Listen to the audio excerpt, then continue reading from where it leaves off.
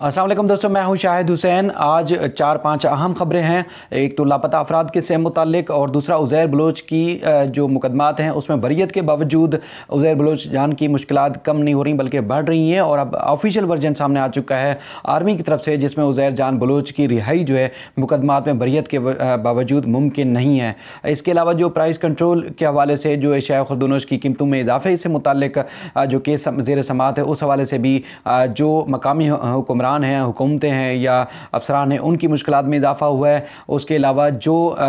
Gas की अखराज के बाद जो अमवात हुई थी कराची में, उस हवाले से भी बड़ी पेशरफ से आपको आगाह करना है। और लापता अफराद की बाजियाबी से मुताल्लिक़ भी ख़ास तौर पर कराची वालों के लिए बड़ी खबर है। अब अफसरान को वार्निंग दी गई है सिंध हाई कोर्ट की तरफ से, लापता बंदों को वापस लाएँ या फिर वो जेल जाएँ। सबसे पहले मैं आपको बताऊँगा लापता अफराद की बाजियाबी से मुताल्लिक़ मेरी इतलात के मुताबिक सिंध हाई कोर्ट में आज तक इस वक्त तक तकरीबन 300 से ज़ायद लापता अफराद की बाजियाबी से मुतालिक केसेस ज़ेर समात हैं। कई ऐसे केसेस ज़ेर समात हैं जो बरसों से लापता हैं शहरी, लेकिन उनकी इतलात अब तक नहीं है। पुलिस ऑफिशियल जो अदालतों को बताती है उनका यही कहना है कि JITs होती हैं,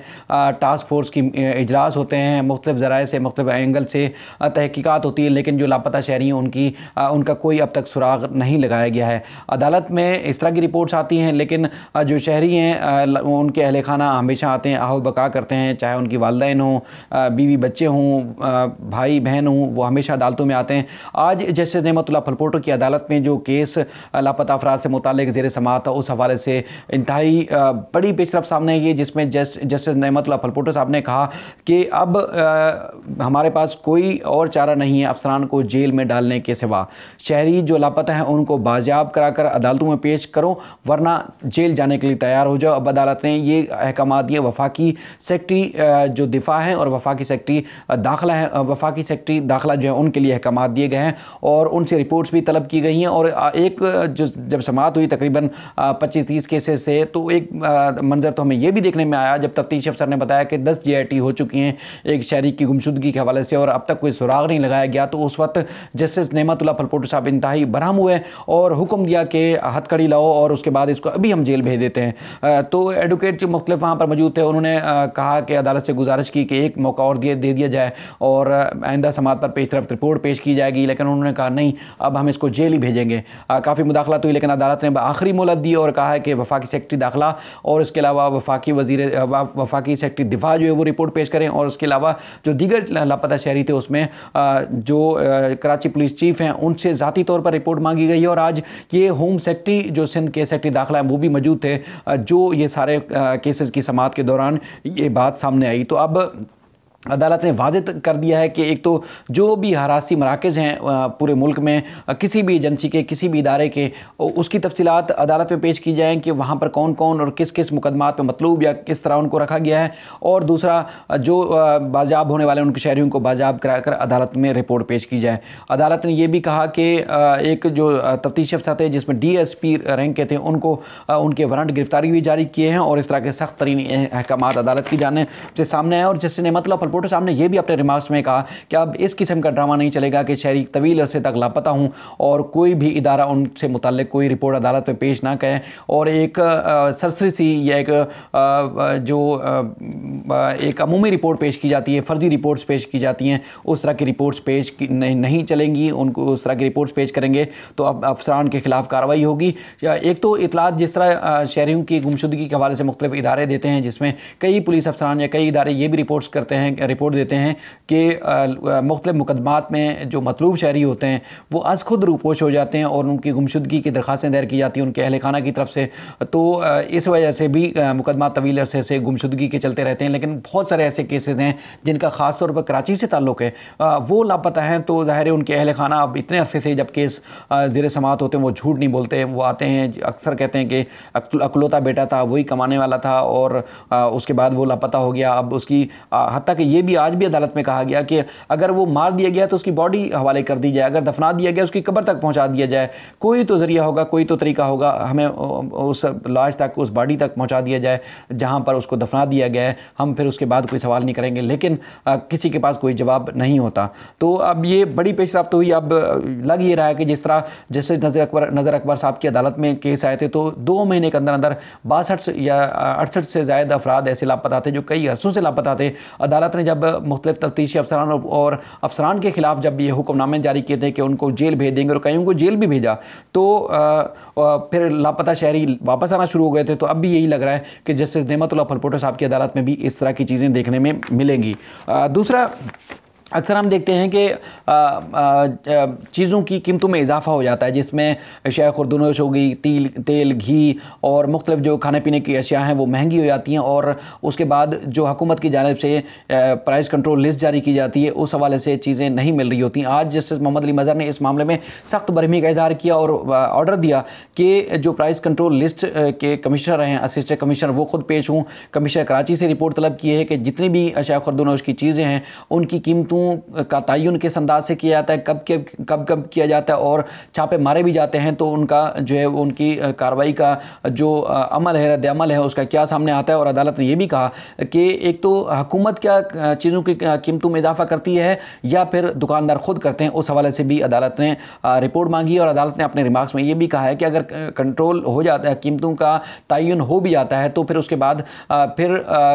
कार्रवाई क्यों नहीं होती, या जो कमिश्नर हैं, असिस्टेंट कमिश्नर हैं, या जिनकी जिम्मेदारी है चीज़ों को कंट्रोल करना, चीज़ों की कीमतों को कंट्रोल करना, तो वो पूरी क्यों नहीं करते। अक्सर तासुर दिया जाता है कि वफाकी हुकूमत या सूबाई हुकूमत की तरफ से कीमतों में इजाफा कर दिया जाता है। अक्सर काम जो होता है वो निचली सतह के जो कि लाखों करोड़ों रुपए की सैलरी लेते हैं, तो वो सैलरी का अपना हक अदा नहीं करते, वो अपनी जिम्मेदारी पूरी नहीं करते। इस तरह फिर जो दुकानदार हैं या एक माफिया है, ज़ख़ीरा अंदोज़ों का जो माफिया है, वो फिर अपनी जो मनमानी कीमतें वसूल करते हैं, जिसका बराह रास्त जो असर पड़ता है वो शहरियों पर पड़ता है। दूसरा एक अहम इशू था गंदम की किल्लत, आटे चीनी का जो बुरहान पैदा हुआ था, उस हवाले से एक दरख्वास्त ज़ेर समाअत थी। तो उस हवाले से अदालत ने जो फूड डिपार्टमेंट के जो अफसर थे उनसे कहा कि एक तो बार बार नोटिस जारी किए जाते हैं सिंध हुकूमत को, उसके बावजूद जवाब क्यों नहीं आता। अगर जवाब नहीं देना तो भी बता दें, अगर बुरहान आटे और चीनी का ख़त्म हो चुका है तो उस हवाले से भी अदालत को बताएं, वरना जो अफसरान हैं उनके खिलाफ सख्त कार्रवाई होगी। क्योंकि एक तवील अरसे से ये तासुर दिया जाता है कि आटे की या गंदम की स्मगलिंग हो जाती है,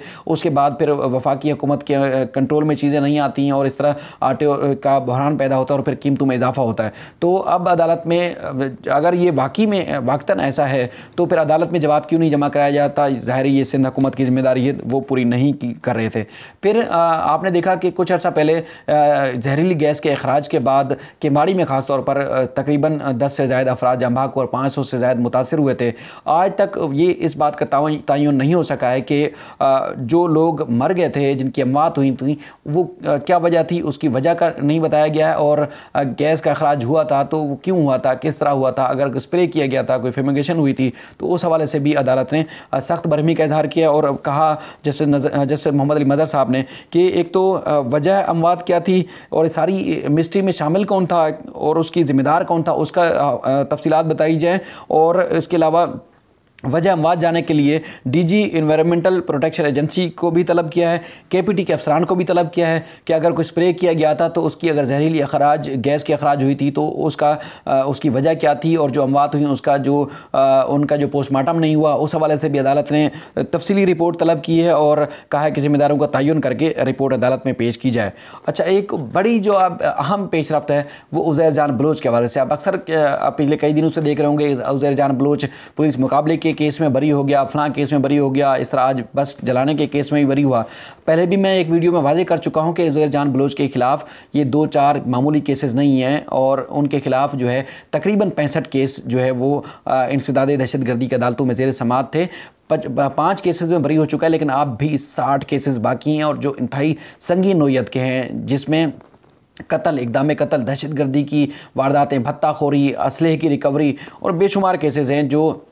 मुख्तलिफ अवकात में उज़ैर बलोच के खिलाफ दर्ज हुए थे। उसमें आज जो एक केस में बरी हुआ, लेकिन सबसे बड़ी पेशरफ्त ये हुई है कि मिलिट्री कोर्ट से ऑफिशियल एतराफ़ सामने आ चुका है कि उज़ैर जान बलोच को आर्म फोर्सेस की जासूसी के इल्ज़ाम में 12 साल कैद की सज़ा सुनाई गई है और उस कैद की सज़ा की मुकम्मल तफसीलात में आपको पूरे जवाब जो जमा कराया गया है ब्रिगेडियर असिस्टेंट जज एडवोकेट जनरल हेडक्वार्टर कोर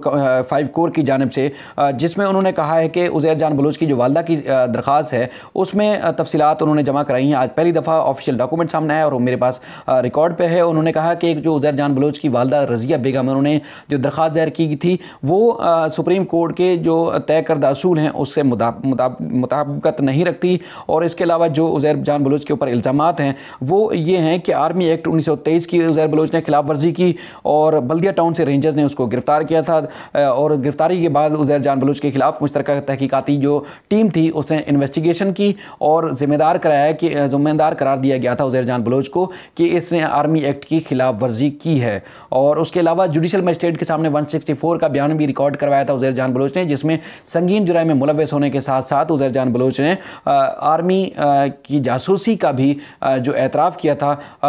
उसका वो भी रिकॉर्ड पर मौजूद है। उसमें बताया गया है कि उज़ैर जान बलोच को फील्ड जनरल कोर्ट मलीर में उज़ैर जान बलोच के खिलाफ जो है वो ट्रायल चलाया गया, जिसमें जनवरी 2019 से मार्च 2020 तक इसके खिलाफ मिलिट्री कोर्ट में मुकदमा चलाया गया और तमाम शवाहिद और सबूत पेश किए गए, जिसमें उज़ैर जान बलोच के ऊपर ये इल्ज़ाम साबित हुआ कि जो दूसरे ममालिक की एजेंसियाँ इदारे हैं उनके सामने उज़ैर जान बलोच ने अपनी यानी कि पाक फ़ौज की मिलिट्री के जो इदारे हैं आर्म फोर्सेस हैं उनकी जासूसी की, उनके ख़िलाफ़ जो है वो कार्रवाई में मुलव्वस था। उस सारी चीज़ों के शवाहिद और सबूत की रोशनी में उज़ैर जान को 12 साल कैद की सज़ा सुनाई गई है और सज़ा का इतलाक़ जो है वो 10 मार्च 2020 से हुआ है। उज़ैर जान बलोच के हवाले से आर्मी की तरफ से जो आज जवाब जमा कराया गया है, जिसमें कहा गया है कि महकमा दाखिला के अहकामात के बाद मीठा राम जो हॉस्टल है उसमें उज़ैर जान बलोच को रखा गया है और उसके बाद मुल्ज़िम है, चूँकि जो मिलिट्री कोर्ट से मुल्ज़िम को सज़ा होती है उसका अगले फोरम पर वो अपील भी दायर कर सकता है, उसके पास अपील का इख्तियार भी मौजूद है। ये इंतहाई अहम पेशरफ्त है, पहली बार ये रिकॉर्ड पर मौजूद है ये, और ख़ास तौर पर जो उज़ैर जान बलोच की वालदा की जानिब से जो दरख्वास्त दायर की गई थी उसमें भी उन्होंने ये कहा था कि उनको मीडिया के ज़रिए पता चला है, अखबारात के ज़रिए पता चला है कि उज़ैर जान बलोच को सज़ा हो चुकी है। अगर सज़ा हुई है तो दस्तावेज़ात मांगी जाएँ, आर्मी से दस्तावेज़ात ली जाएँ ताकि हम उस केस के ख़िलाफ़ अपील दायर कर सकें। तो आज उन्होंने आर्मी की तरफ से जवाब जमा कराया गया है जस्टिस निमतुल्लाह फुलपुटो की जानिब से, तकरीबन 14 से 15 सफ़ात पर मुश्तमिल था। उस पर उन्होंने कहा है कि अब उज़ैर जान बलोच की जो वालदा की दरख्वास्त है वो नाकाबिल समात है, इसलिए उसको मुस्तरद किया जाए, क्योंकि उज़ैर जान बलोच को मिलिट्री कोर्ट के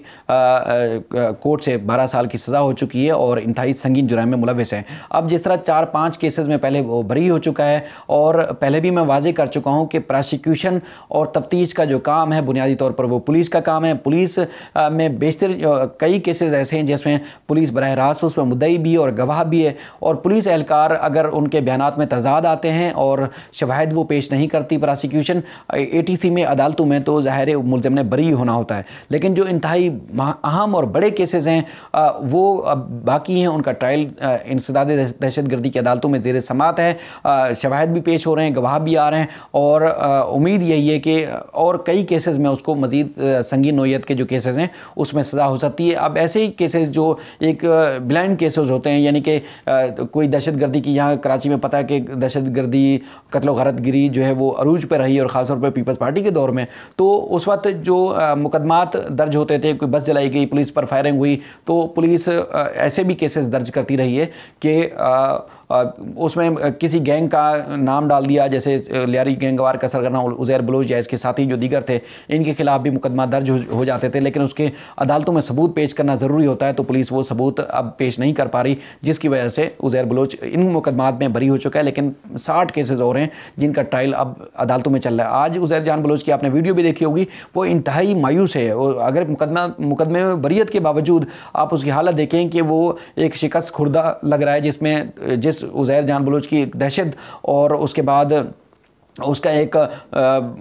खौफ था, लेकिन वो खौफ भी वो अब उसके ऊपर ख़ुद तारी हो चुका है, क्योंकि मुकदमात में बरियत के बावजूद भी उसको भी इल्म है कि वो रिहा होकर बाहर नहीं जाएगा। वो इस तरह जिस तरह उसने दहशत फैलाई हुई थी वो दोबारा अपनी दहशत नहीं फैला सकेगा, बल्कि उसको सज़ा काटनी होगी और सज़ाए मौत भी हो सकती है। और भी संगीन नोयत के इस तरह के केसेस हैं। तो जिस तरह ट्रायल कोर्ट में शवाहिद और सबूत पेश हो रहे हैं, तो उम्मीद यही ज़ाहिर की जाती है। और भी काफ़ी सारे केसेस है, लेकिन वीडियो चूँकि लंबी हो चुकी है, फिर आपको मज़ीद अपडेट भी करता रहूँगा अदालतों के हवाले से। तब तक अपना ख्याल रखिएगा और फिर किसी और मौजू के साथ आपकी खिदमत में फिर हाजिर होंगे। तब तक के लिए अल्लाह हाफ़िज़।